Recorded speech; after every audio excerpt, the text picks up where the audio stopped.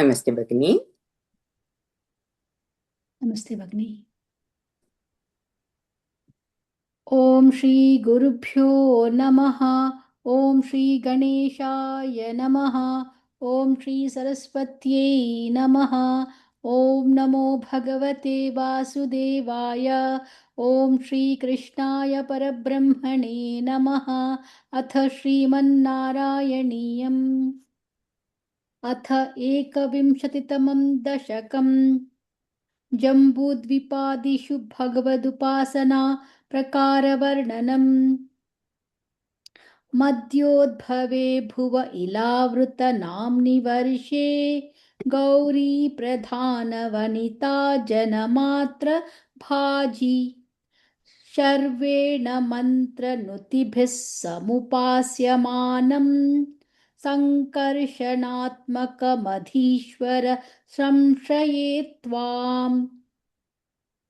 भद्राश्वनामक इलावृतपूर्ववर्षे भद्रोश्रवो भद्रश्रवोभिर्ऋषिभिः परिणूयमाणम् कल्पान्तगूढनिगमोद्धरणप्रवीणम् ध्यायामि देवहयशीर्षतनुं भवन्तम्।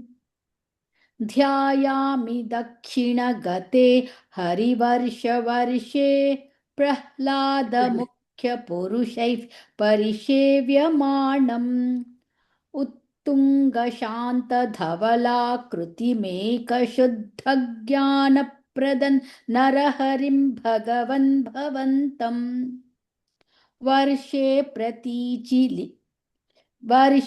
प्रतीचि ललितात्मनि केतुमाले लीलाविशेषललितस्मित शोभनाङ्गम् लक्ष्म्या प्रजापतिसुतैश्च निषेव्यमाणम् तस्याः प्रियाय धृतकामतनुं भजे त्वाम्। रम्ये ह्युदीचि खलु रम्यक नाम्नि वर्षे तद्वर्षनाथमनुवर्य सपर्यमाणम् भक्तैकवत्सलममत्सरहृत्सुभान्तम् मत्स्याकृतिं भुवननाथ भजे भवन्तम्। वर्षं हिरण्मयसमाह्वयमौत्तराहम् आसीनमद्रिधृतिकर्मठकामठाङ्गम् संसेवते पितृगणप्रवरोर्यमायम् तन्त्वां भजामि भगवन् परचिन्मयात्मन्। किञ्चोत्तरेषु कुरुषु प्रिययाद्धरण्या संसेवितो महितमन्त्रनुतिप्रभेदैः दंष्ट्राग्रघृष्टघनपृष्ठ गरिष्ठवर्ष्मा त्वं पाहि विज्ञनुत यज्ञवराहमूर्ते। यां यां दिशं भजति किं पुरुषाख्यवर्षे संसेवितो हनुमता दृढभक्तिभाजा सीताभिराम परमाद्भुत रूपशाली रामात्मकः परिलसन् परिपाहि विष्णो।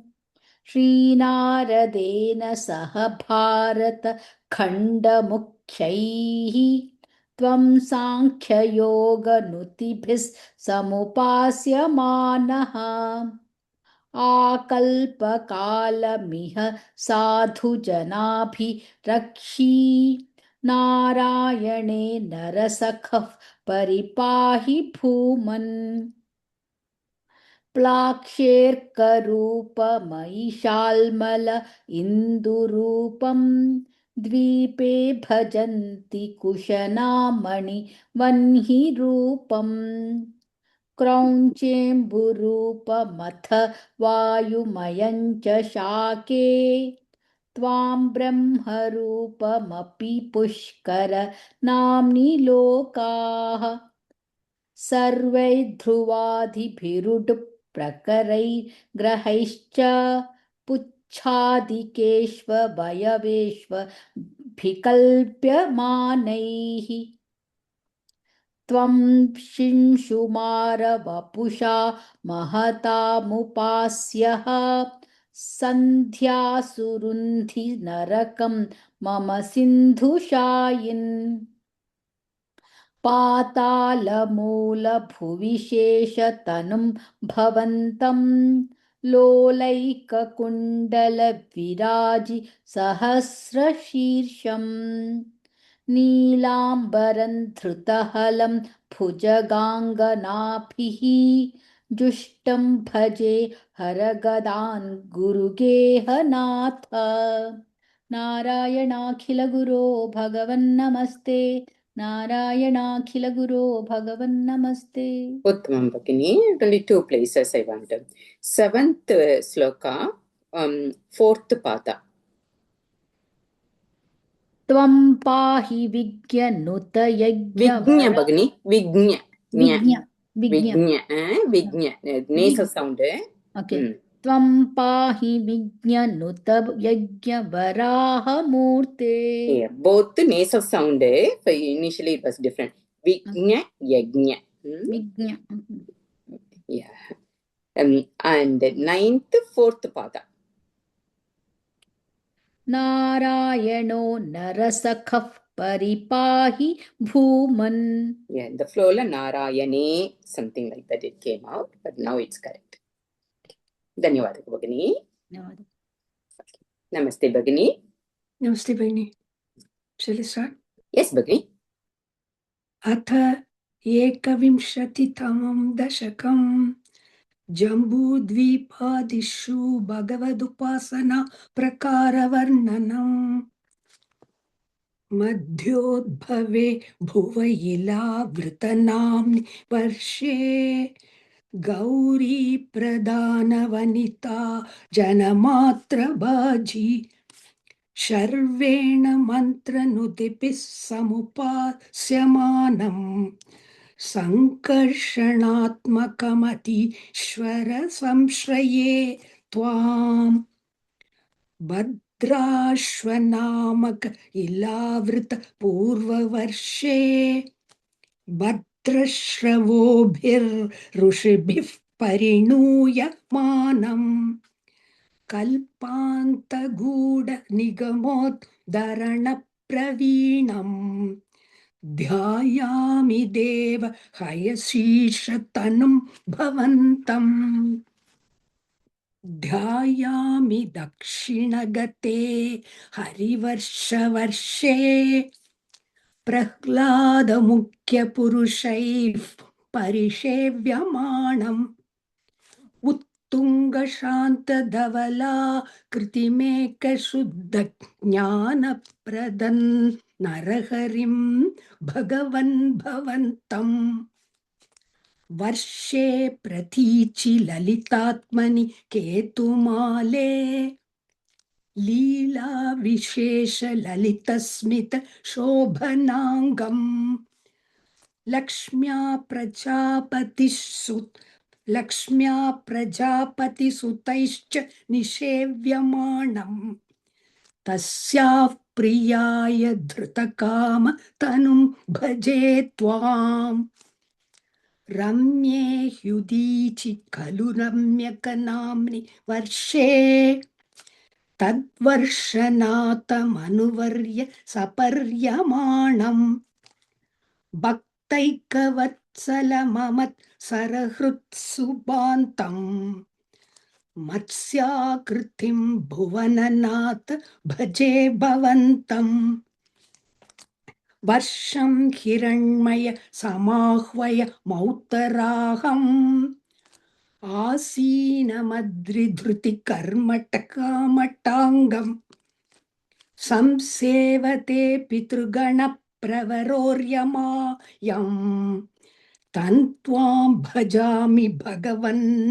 Parachinmayatman किञ्चोत्तरेषु कुरुषु प्रियया धरण्या संसेवितो महितमन्त्रनुधिप्रभेदैः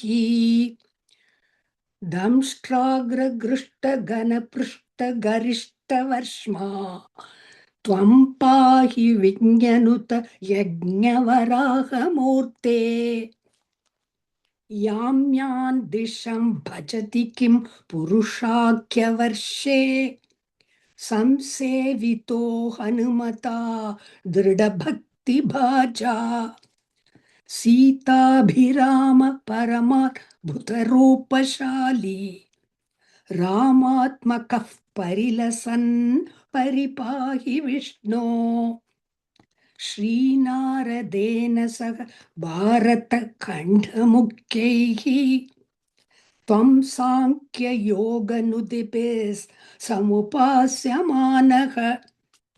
आकल्पकालमिह साधुजनाभिरक्षी नारायणो नरसखः परिपाहि भूमन् प्लाक्षेर्करूपमयि शाल्मल इन्दुरूपम् द्वीपे भजन्ति कुशनामनि वह्निरूपम् क्रौञ्चेम्बुरूपमथ वायुमयञ्च शाखे त्वां ब्रह्मरूपमपि पुष्करनाम्नि लोकाः सर्वैर्ध्रुवादिभिरुडुप्रकरैर्ग्रहैश्च पुच्छादिकेष्ववयवेष्वभिकल्प्यमानैः त्वं शिंशुमारवपुषा महतामुपास्यः सन्ध्यासुरुन्धि नरकं मम सिन्धुशायिन् पातालमूलभुवि शेषतनुं भवन्तं लोलैककुण्डलविराजि सहस्रशीर्षम् नीलाम्बरं धृतहलं भुजगाङ्गनाभिः जुष्टं भजे हरगदान् गुरुगेहनाथ नारायणाखिल गुरो भगवन्नमस्ते नारायणाखिल गुरो भगवन्नमस्ते Uttamam Bhagini. Okay, I didn't find any. धन्यवादः भगिनी Namaste Bhagini. नमस्ते भगिनि। अथ एकविंशतितमं दशकं जम्बुद्वीपादिषु भगवदुपासनप्रकारवर्णनम्। 1 minute. Title one more time Bhagini. अथ Title one more. Jambudvipa Bhoot Dirgha. Jambut. Jambut. Dirgha. Bhu is a Dirgha. Yes, जम्बूद्वीपादिषु भगवदुपासनप्रकारवर्णनम्. Sorry, one more time. Bhagavat Upasana Prakaravarana. Na Dirgha Bhagini. If you are saying Bhagavat Upasana Prakaravarnanam, you are making as a Hasva and Dvitvam. No Dvitvam. Bhagavat Upasana Prakaravarnana. One more time. Start. If you want to start from the beginning so that way you get a flow. अथ एकविंशतितमं दशकं जम्बूद्वीपादिषु भगवदुपासनाप्रकारवर्णनम्. मध्योद्भवे भुव इलवृतनाम्नि वर्षे गौरीप्रधानवनिता जनमात्रभाजी शर्वेण मन्त्रनुतिभिः समुपास्यमानम् सङ्कर्षणात्मकमधीश्वर संश्रये त्वाम्. भद्राश्वनामक इलावृतन् पूर्ववर्षे भद्रश्रवोभिऋषिभिः परिणूयमानम् कल्पान्तगूढनिगमोद्धरणप्रवीणम् ध्यायामि देवहयशीर्षतनुं भवन्तम्. ध्यायामि दक्षिणगते हरिवर्षवर्षे प्रह्लादमुख्यपुरुषैः परिसेव्यमाणम् उत्तुङ्गशान्तधवलाकृतिमेकशुद्धज्ञानप्रदं नरहरिं भगवन् भवन्तम् वर्षे प्रतीचिललितात्मनि केतुमाले लीलाविशेषललितस्मितशोभनाङ्गम् लक्ष्म्या प्रजापतिसुतैश्च निषेव्यमाणम् तस्याः प्रियाय धृतकामतनुं भजे त्वाम् रम्ये ह्युदीचि खलु रम्यकनाम्नि वर्षे तद्वर्षनाथमनुवर्य सपर्यमाणम् भक्तैकवत्सलममत्सरहृत्सुभान्तम् मत्स्याकृतिं भुवननाथ भजे भवन्तम् वर्षं हिरण्मय समाह्वयमौत्तराहं वर्षं हिरण्मय समाह्वयमौत्तराहम् आसीनमद्रिधृतिकर्मठकामठाङ्गम् संसेवते पितृगणप्रवरोर्यमायम् तं त्वां भजामि भगवन् परचिन्मयात्मन् किञ्चोत्तरेषु कुरुषु प्रियया धरण्या संसेवितो महितमन्त्रनुतिप्रभेदैः दंष्ट्राग्रघृष्टघनपृष्ठगरिष्ठवर्ष्मा त्वं पाहि विघ्ननुतयज्ञवराहमूर्ते यां यां दिशं भजति किं पुरुषाख्यवर्षे संसेवितो हनुमता दृढभक्तिभाजा सीताभिराम परमाद्भुतरूपशाली रामात्मकः परिलसन् परिपाहि विष्णो श्रीनारदेन सह भारतखण्डमुख्यैः त्वं साङ्ख्ययोगनुतिभिः समुपास्यमानः आकल्पकालमिह साधुजनाभिरक्षी नारायणो नरसखः परिपाहि भूमन् प्लाक्षेर्करूपमयि शाल्मल इन्दुरूपं द्वीपे भजन्ति कुशनामनिवह्निरूपं क्रौञ्चेम्बुरूपमथ वायुमयं च शाके त्वां ब्रह्मरूपमपि पुष्करनाम्नि लोकाः सर्वैर्ध्रुवादिभिरुडुप्रकरैर्ग्रहैश्च पुच्छादिकेष्ववयवेष्वभिकल्प्यमानैः त्वं शिंशुमारवपुषा महतामुपास्यः सन्ध्यासुरुन्धिनरकं मम सिन्धुशायिन् पातालमूलभुवि शेषतनुं भवन्तं लोलैककुण्डलविराजिसहस्रशीर्षं नीलाम्बरं धृतहलं भुजगाङ्गनाभिः जुष्टं भजे हरगदान् गुरुगेहनाथा नारायणाखिल गुरो भगवन् नमस्ते नारायणाखिल गुरो भगवन् नमस्ते Uttam Bhagini. Only one place I just want you to repeat. First sloka, first line.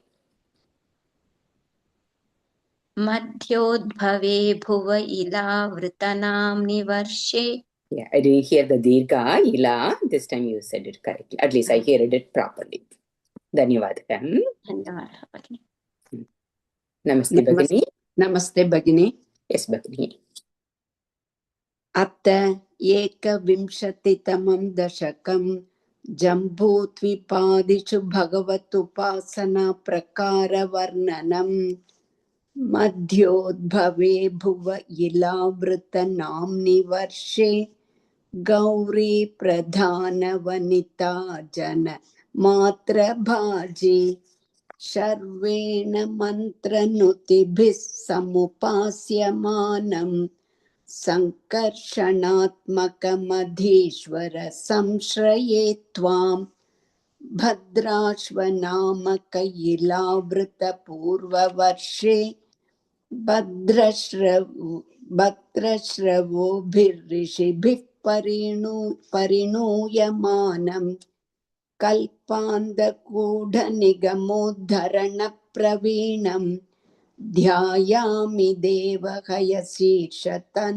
भवन्तं ध्यायामि दक्षिणगते हरिवर्षवर्षे प्रह्लादमुख्यपुरुषैः परिसेव्यमानम् उत्तुङ्गशान्तधवलाकृतिमेघसुब्धज्ञानप्रदन्नरहरिं भगवन् भवन्तं वर्षे प्रतीचि ललितात्मनि केतुमाले लीलाविशेषललितस्मितशोभनाङ्गं लक्ष्म्या प्रजापतिसुतैश्च निःसेव्यमानं तस्याः प्रियाय धृतकामतनुं भजे त्वां रम्ये युतीचि खलु रम्यकनाम्नि वर्षे तद्वर्षनाथमनुवर्य सपर्यमाणं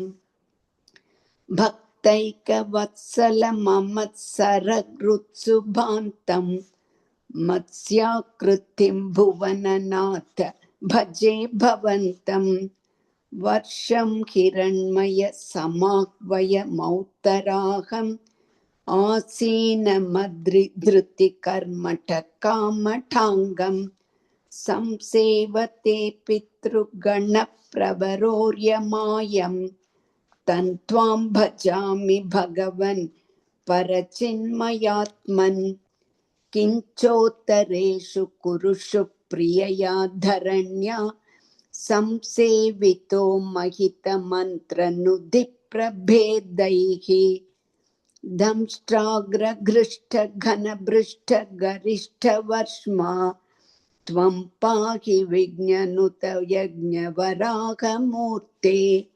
यां यां दिशं भजति किं पुरुषाख्यवर्षे संसेवितो हनुमता दृढ भक्तिभाजा सीताभिराम परमाद्भुतरूपशाली रामात्मकः परिलसन् परिपाहि विष्णु श्रीनारदेन सह भारतखण्डमुख्यैः त्वं साङ्ख्ययोगनुतिभिः समुपास्यमानः आकल्पकालमिह साधुजनाभिरक्षी नारायणो नरसखः परिपाहि भूमन् प्लाक्षेकरूपमयि शाल्मल इन्दुरूपं द्वीपे भजन्ति कुशनामनिवह्निरूपं क्रौञ्चेम्बुरूपमथ वायुमयं च शाके त्वां ब्रह्मरूपमपि पुष्करनाम्नि लोकाः सर्वैर्ध्रुवादिभृडुप्रकरैर्ग्रहैश्च पुच्छादिकेष्ववयवेष्वभिः कल्प्यमानैः त्वं शिंशुमारवपुषा महतामुपास्यः सन्ध्यासुरुन्धिनरकं मम सिन्धुश्चायिन् पातालमूलभुवि शेषतनुं भवन्तं लोलैककुण्डलविराजिसहस्रशीर्षं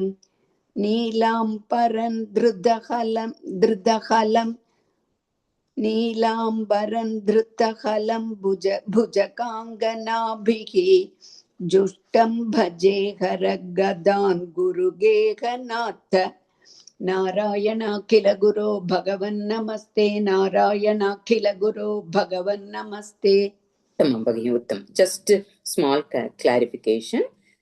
Second sloka, third pada.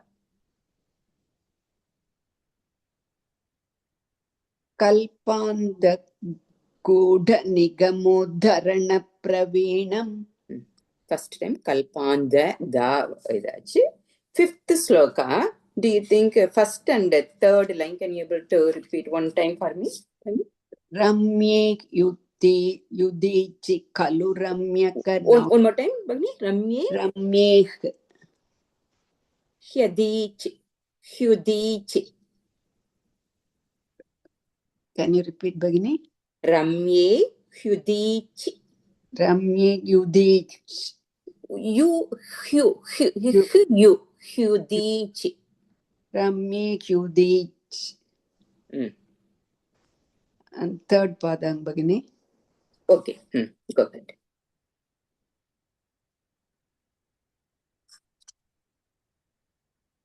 Third pada. Fifth sloka, third pada. Bhaktaika vatsala mamatsara rutsubhantam. Rutsubhantam. Okay, Bhagini. The first pada mattum just Ramye Hudichi Kalu Ramyaka. Just that. Listen little time. Even I don't know whether I'm saying it correct or not, but you listen that. Okay. You said it different. Dhanyavad. Right. You all did very well. Actually, this is a little bit tough one, but you all made a very good. Dhanyavad.